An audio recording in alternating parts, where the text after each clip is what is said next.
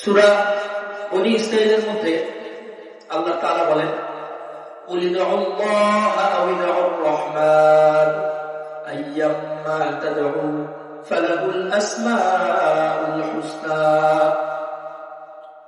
ওগো নবী, আপনি বলে দিন, উদউল্লাহ আও ইদউর রাহমান, তোমরা আল্লাহ নামে ডাকো অথবা রহমান নামে ডাকো। আইয়াম্মা তাদউ, তোমরা যেই নামে ডাকো না কেন আল্লাহকে ডাকতে পারো। ফালাহুল আসমাউল হুসনা, আল্লাহ তাআলার অনেক সুন্দর সুন্দর নাম রয়েছে। হাদিসে পাকে নবী করিম সাল্লাল্লাহু আলাইহি ওয়াসাল্লাম বলেন, ইন্না লিল্লাহি তাআলা 99 ইসমা, আল্লাহ পাকের 99টি নাম রয়েছে।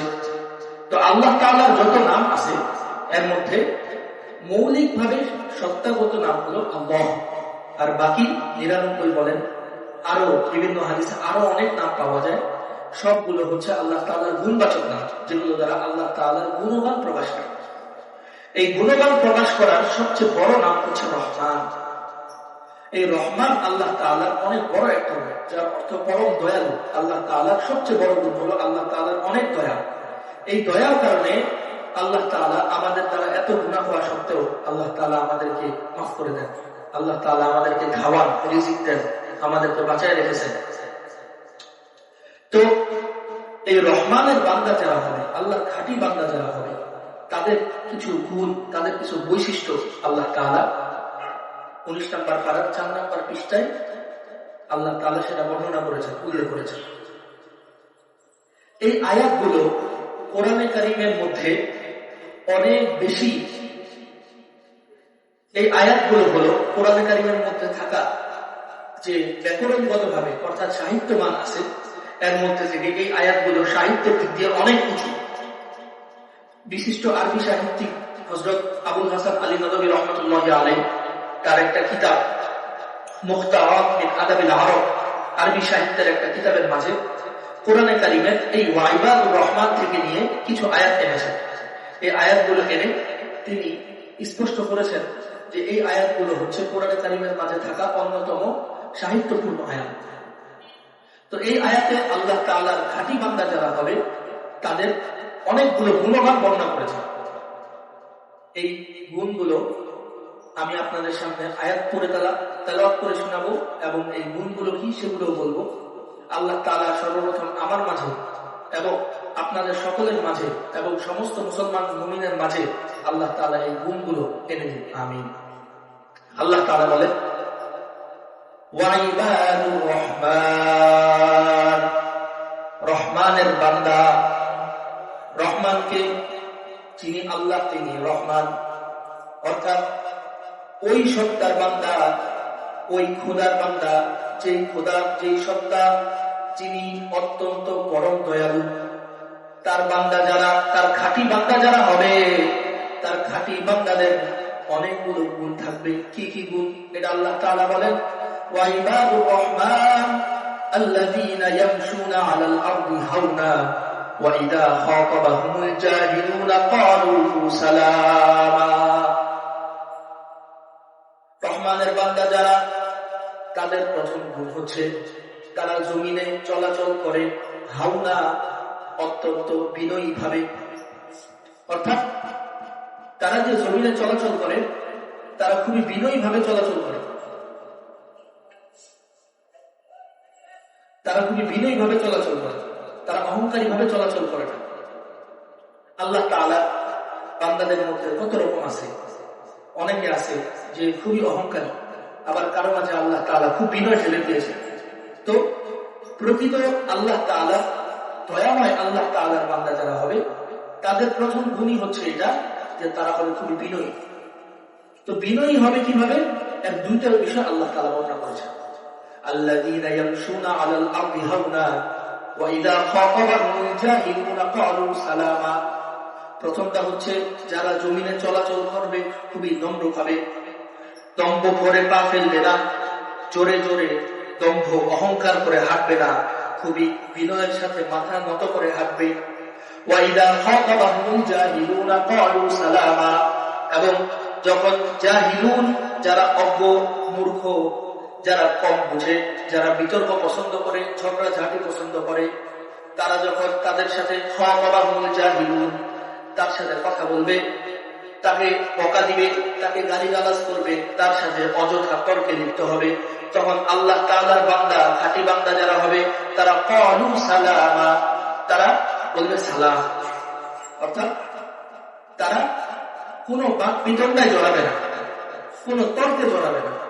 তর্কে না জড়িয়ে যে তার সাথে তর্ক করবে, তার সাথে গালিগালাজ করবে, তাকে বলবে ভাই সালাম, আল্লাহ আপনার ভালো করুন। কথা না বাড়িয়ে তার সাথে হয়তো চুপ করে থাকবে, নয়তো তাকে সালাম বলে চলে যাবে। এটা হলো আল্লাহ তাআলা যারা খাঁটি বান্দা হবে তাদের অন্যতম একটা বড় গুণ, প্রথম গুণ হিসাবে আল্লাহ তাআলা উল্লেখ করেছেন। অর্থাৎ সে হবে বিনয়ী। বিনয়ী বলতে এখানে দুটা কথা উল্লেখ করেছেন। এক হচ্ছে যে সে যখন চলাচল করবে তখন তার চলাচলের মাঝে অহংকার প্রকাশ পাবে, এবং যখন তার সাথে কেউ অযথা বিতর্কে লিপ্ত হবে, তার সাথে ঝগড়াঝাটিতে লিপ্ত হবে, তখন সে তাকে বলবে ভাই সালাম বলে সে চলে যাবে, তার সাথে সে কথা কাটাকাটিতে লিপ্ত হবে না। এই গেল রহমানের বান্দার প্রথম গুণ, বৈশিষ্ট্য। এরপরে দ্বিতীয় গুণ আল্লাহ তাআলা বলেন ওয়াল্লাযীনা ইয়াবীতুনা লিরাব্বিহিম সুজদাও ওয়া কিয়ামা। রহমানের বান্দা যারা হবে, আল্লাহ তাআলার খাঁটি বান্দা যারা হবে, তারা রাত্রি যাপন করবে সেজদা অবস্থায় এবং নামাজে দাঁড়ানো অবস্থায়। অর্থাৎ আল্লাহ তাআলার খাঁটি বান্দা যারা হবে তাদের আরেকটা বৈশিষ্ট্য হলো, রাত্রে যখন সবাই ঘুমিয়ে পড়ে, যখন কেউ বিভিন্ন কাজে লিপ্ত হয়ে যায়, তখন আল্লাহর বান্দা সেই ঘুমের থেকে উঠে আল্লাহর সামনে জায়নামাজে দাঁড়িয়ে যায়। তখন সে সেজদায় পড়ে আল্লাহর কাছে রোনাজারি করে। তখন সে দাঁড়িয়ে দাঁড়িয়ে দীর্ঘ লম্বা কেরাত করতে থাকে, সূরার পর সূরা পড়তে থাকে এবং আল্লাহর কাছে রোনাজারি করতে থাকে। এই গেল দ্বিতীয় গুণ। অর্থাৎ আল্লাহর খাঁটি বান্দা যারা হবে তারা তাদের রাত্র অন্যদের মতো শুধু নাক ডেকে ঘুমানোর মাঝে কাটবে না। অন্যান্যরা যেমন গাফেল উদাসীন হয়ে কাটায়, আল্লাহর প্রিয় বান্দারা সেভাবে গাফেল উদাসীন হয়ে কাটাবে না। তারা রাত্রেবেলা আল্লাহর জন্য কিছুটা সময় বের করবে। আল্লাহ তাআলা নবী করিম সাল্লাল্লাহু আলাইহি ওয়াসাল্লামকে নাযিল করে বলেন, ইয়া আইয়ুহাল মুযাম্মিল কুমিল লাইলা ইল্লা কালিলা। ও নবী, আপনি রাত্রে উঠেন, রাত্রে একটু হলেও আপনি রাত্রে উঠে আল্লাহর জন্য নামাজ পড়েন। নিসফাহু আবিনকুস মিনহু কালিলা, হয়তো অর্ধেক রাত্র আপনি নামাজের মাঝে কাটায় দেন, অথবা অর্ধেকের থেকে একটু কম, অর্থাৎ একটা দীর্ঘ সময় আপনি নামাজ পড়েন। আউজিদ আলাইহি ওয়ারাত্তিলিল কুরআনা তারতিলা, অথবা আপনার যদি মন চায় তাহলে অর্ধেকেরও বেশি রাত্র আপনি আল্লাহর স্মরণে কাটিয়ে দেন এবং তার তিলের সাথে ধীরস্থির ভাবে সুন্দরভাবে কোরআন তেলাওয়াত করতে থাকেন। তো আল্লাহ তাআলার খাঁটি বান্দা যারা হবে তাদের এই গুণ। আল্লাহ তাআলা বলেন ওয়াল্লাযীনা ইয়াবীতুনা লিরাব্বিহিম সুজদাও ওয়া কিয়ামা, যাদের রাত্রটা কাটে সেজদা অবস্থায়, আল্লাহর সামনে নামাজে দাঁড়ানো অবস্থায়, তারাই হলো প্রকৃত রহমানের বান্দা, আল্লাহর বান্দা। এই গেল দুটা। প্রথম গুণ কি ছিল? তারা হবে খুবই বিনয়ী, চলাফেরার মধ্যে অহংকার প্রকাশ হবে না, এবং তার সাথে যখন কোনো ব্যক্তি ঝগড়া বিতণ্ডায় লিপ্ত হবে সেটাকে সালাম বলে চলে যাবে। দ্বিতীয় গুণ হলো যে রাত্রেবেলা নাক ডেকে ঘুমিয়ে ঘুমিয়ে সারা রাত কাটিয়ে দিবে না, কিছুটা হলেও আল্লাহর সামনে দাঁড়াবে এবং জায়নামাজে দাঁড়িয়ে রোজাজারি করবে, নামাজ পড়বে, সেজদায় দীর্ঘ সময় কাটাবে, দাঁড়িয়ে দীর্ঘ সময় কাটাবে। 3 নম্বর গুণ والذين يقولون ربنا اصرف عنا عذاب جهنم إن عذابها كان غراما। যারা বলবে, যারা আল্লাহকে ডেকে ডেকে বলবে, আল্লাহর কাছে রোনাজারি করে করে বলবে রব্বানা اصرف عنا عذاب جهنم, ও আমার মাবুদ, ও আমার রব, জীবনে অনেক গুনাহ করেছি, আমার এই গুনাহ অবস্থায় যদি আমি মৃত্যুবরণ করি, আমার জাহান্নাম ছাড়া কোনো উপায় নাই। ইসরিফ আন্না আযাব জাহান্নাম, আমার থেকে জাহান্নামের আযাবকে আপনি দূরে সরিয়ে দেন। ইন্না আযাবাহা কানা গরামা, কারণ জাহান্নামের শাস্তি খুবই ডিফিকাল্ট, জাহান্নামের শাস্তি অনেক কঠিন, এটা নেওয়ার মতো ক্ষমতা আমার নাই। এ কারণে ও রব, ইসরিফ আন্না আযাব জাহান্নাম, জাহান্নামের আযাবকে আমার থেকে দূরে সরিয়ে দেন। আপনি তো রহমান, আমি আপনার বান্দা, আপনি আপনার বান্দাকে আপনার তৈরি করা জাহান্নাম থেকে দূরে সরিয়ে আপনার তৈরি করা জান্নাতের মধ্যে প্রবেশ করিয়ে দিন। এই দোয়া করব। রহমানের বান্দা যিনি হবেন, আল্লাহর প্রিয় বান্দা যিনি হবেন, তার তৃতীয় গুণ আল্লাহ বর্ণনা করলেন, যেটি সে সর্বদা আল্লাহর কাছে জাহান্নাম থেকে পানা চাবে। সর্বদা আল্লাহর কাছে বলতে থাকবে, আল্লাহ আপনি আমাকে জাহান্নাম থেকে মুক্তি দেন, আল্লাহ আপনি আমাকে জাহান্নাম থেকে মুক্তি দেন। এই জাহান্নামের আযাব সহ্য করার মতো ক্ষমতা আপনি আমাকে দেন নাই, আমার নাই, আপনি আমাকে জাহান্নাম থেকে মুক্তি দেন। এই আয়াতে যে কথাটা বলা হলো, এটার উপর আমল করার অনেক সহজ একটা পদ্ধতি আছে। প্রত্যেক ফজর নামাজের পরে এবং প্রত্যেক মাগরিব নামাজের পরে 7 বার করে একটা দোয়া পড়ে। এই দোয়াটা পড়লে আপনি রহমানের বান্দাদের অন্তর্ভুক্ত হতে পারেন। আল্লাহ বলে দেওয়া এই গুণটা আপনার মাঝে আনতে পারেন।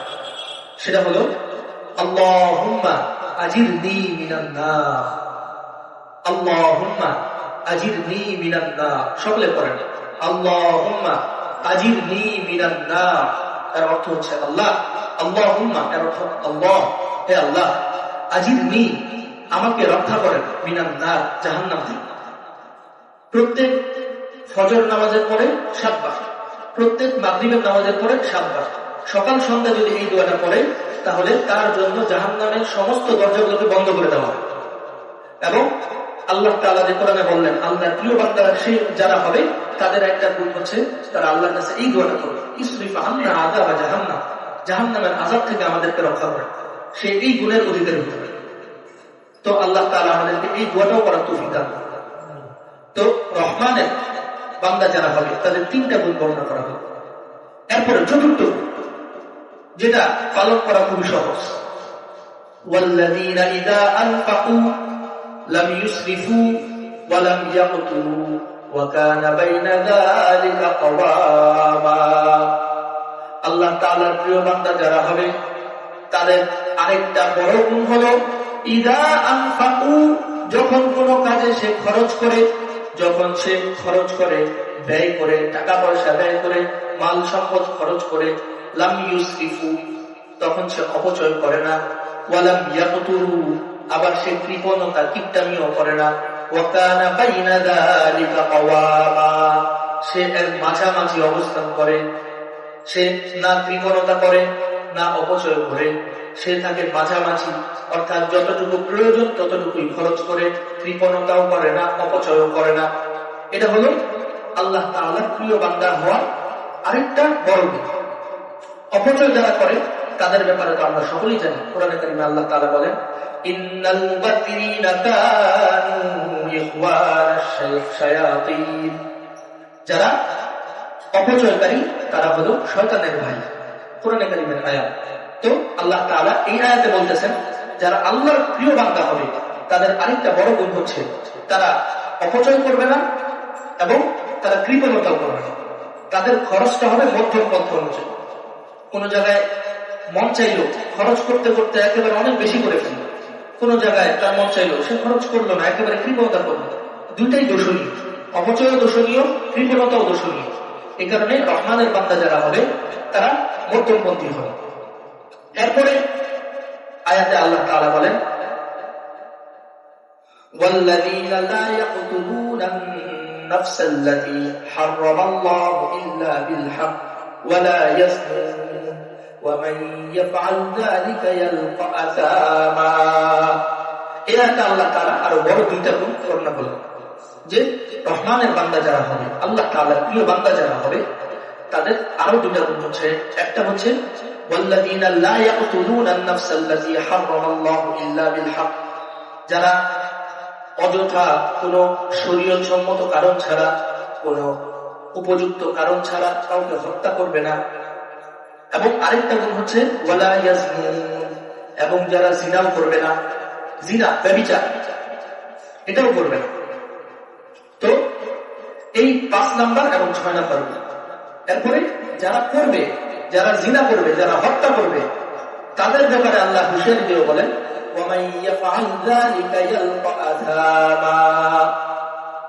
আর যারা এগুলো করবে তারা পরকালে অনেক বড় শাস্তির সম্মুখীন হবে।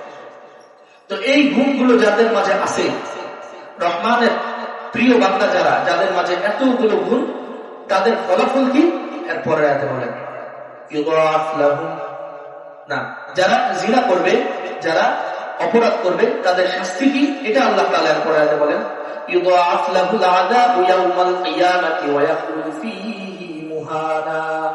যারা হত্যা করবে, যারা জিনা করবে, তাদের জন্য এক তো তারা বড় আযাবের সম্মুখীন কবরেই হবে, এবং কিয়ামতের দিন তাদের আযাবকে আরো দ্বিগুণ করে দেওয়া হবে, এবং তারা জাহান্নামে চিরস্থায়ী অবস্থান করবে। এই সমস্ত গুনাহখাতা থেকে রহমানের বান্দারা বেঁচে থাকে, এবং এরা যে ভালো গুণগুলা বলা হলো সেগুলো তারা করবে। তো কি কি গুণ বলা হলো সেগুলো আবার আপনাদের সামনে বলতেছি। প্রথমে আল্লাহ তাআলা বলেন আল্লাযীনা ইয়ামশুনা আলাল আরদি হাওনা ওয়া ইযা খাতাবাহুমুল জাহিলুনা ক্বালু সালামা, যে তাদের মাঝে বিনয় থাকবে, যখন চলাচল করবে তাদের থেকে অহংকার প্রকাশ পাবে না, বিনয় প্রকাশ পাবে, মানুষের সাথে বাকবিতণ্ডায় লিপ্ত হবে না, কেউ তার সাথে গায়ে পড়ে ঝগড়া করতে লাগলেও সে সালাম বলে চলে যাবে। এরপরে 2 নম্বর গুণ হচ্ছে যার রাত্রটা গাফেল অবস্থায় কাটবে না, যার রাত্রটার মধ্যে কিছু অংশ হলেও সে আল্লাহর সামনে দাঁড়িয়ে রোনাজারি করবে, দীর্ঘ চেষ্টা করে থাকবে। 3 নম্বর গুণ হচ্ছে যে সে সর্বদা আল্লাহ তাআলার কাছে জাহান্নাম থেকে পানা চাইতে থাকে। এর সহজ পন্থা বলে দিলাম, প্রত্যেক ফজরের পরে এবং প্রত্যেক মাগরিবের পরে নামাজ আদায় করে এই দোয়াটা করবেন আল্লাহুম্মা আজিরনা মিনান নার, আল্লাহুম্মা আজিরনি মিনান নার, দুইভাবেই করতে পারেন। আল্লাহুম্মা আজিরনি মিনান নার এটা করবেন 7 বার করে। এরপরে 4র্থ গুণ হচ্ছে যে যখন তারা খরচ করে তখন তারা মধ্যম পন্থায় যায়, না অপচয় করে, না ইসরাফ, না ইকতা, অর্থাৎ না অপচয় করে, না কিপটামি করে। এরপরের গুণ বলা হলো যে তারা অন্যায় কাজে লিপ্ত হয় না, অর্থাৎ অযথা কাউকে হত্যা করে না, জিনা করে না। আর যারা এই সমস্ত জিনা, হত্যা ইত্যাদি করবে তাদের রয়েছে অনেক আযাব। আল্লাহ তাআলা আমাদের সকলের মাঝে এই তামান্না দিয়েছেন যে আমরা সকলেই চাই আল্লাহ তাআলার প্রিয় বান্দা হতে। আমি গুনাহগার হই না কেন, তবুও আমার মনে এই তামান্না থাকে, এই আশা থাকে আমি আল্লাহ তাআলার প্রিয় বান্দা হতে পারি, তাহলে আমার জন্য এটা অনেক ভালো। তো এই আল্লাহ তাআলার প্রিয় বান্দাদের মাঝে যে কোয়ালিটি গুলো থাকবে, যে সিফাত, যে গুণগুলো থাকবে, সেগুলো আল্লাহ তাআলা এই আয়াতের মাঝে বর্ণনা করে দিয়েছেন। আল্লাহ তাআলা আমাদের সকলকে আল্লাহ তাআলার খাঁটি প্রিয় বান্দা হওয়ার তৌফিক দান করুন, এবং এই আয়াতে বর্ণিত যতগুলো গুণ আছে প্রত্যেকটা গুণ আমাকে আপনাকে সবার মাঝে আল্লাহ তাআলা সন্নিবেশিত করে দিন। আমিন। ওয়া আখিরু দাওয়ানা আলহামদুলিল্লাহি রাব্বিল আলামিন। যারা সুন্নাত পড়ি নাই